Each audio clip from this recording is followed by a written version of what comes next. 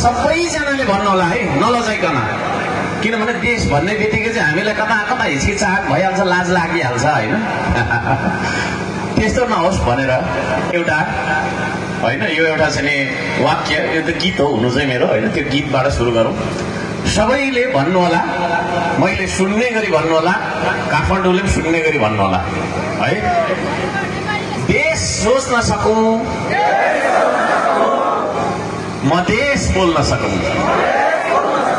देश सोच्न सकूँ, म देश बोल्न सकूँ, देशकै कर्म गर्न सकूँ, देशकै निम्ति मर्न सकूँ, देश सोच्न सकूँ, म देश बोल्न सकूँ। यो माटोको गौरव बोकेर सबैले भन्नु होला, यो माटोको गौरव बोकेर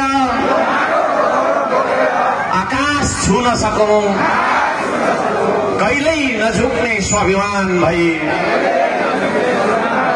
संसार सामु म बाँचिरहूँ। देश सोच्न सकूँ, म देश बोल्न सकूँ, देशकै कर्म गर्न सकूँ, देशकै लागि मर्न सकूँ। अब मजा आयो है। देश सोच्न सकौँ, हामी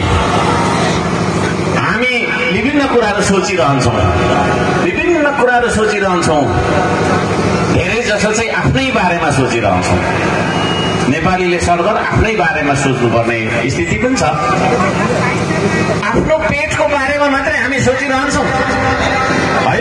म मिठो खाऊँ, मेरो घर राम्रो होस्, मसँग प्रशस्त पैसा होस्, मेरो केटाकेटी राम्रो स्कुलमा पढुन्,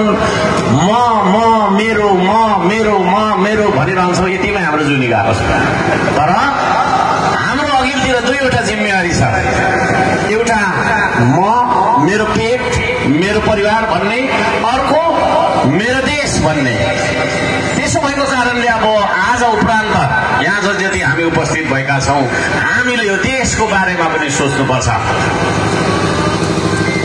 देश चाहिँ जतासुकै जाओस्, जेसुकै होस्, हल्ली बल्ली यस्तो नाथे देश मलाई भयो भने भइगयो भन्ने किसिमले हामीले सोच्नु हुँदैन। त्यसो भएको कारणले देश सोच्न सकौँ, हामीले देशै बोल्न सकौँ, देशकै कर्म गर्न सकौँ र समय आएको खण्डमा देशकै निम्ति प्राण पनि त्याग्न सकौँ। त्यस्तो देशभक्त मान्छेहरू हामी बन्न सक्नुपर्छ।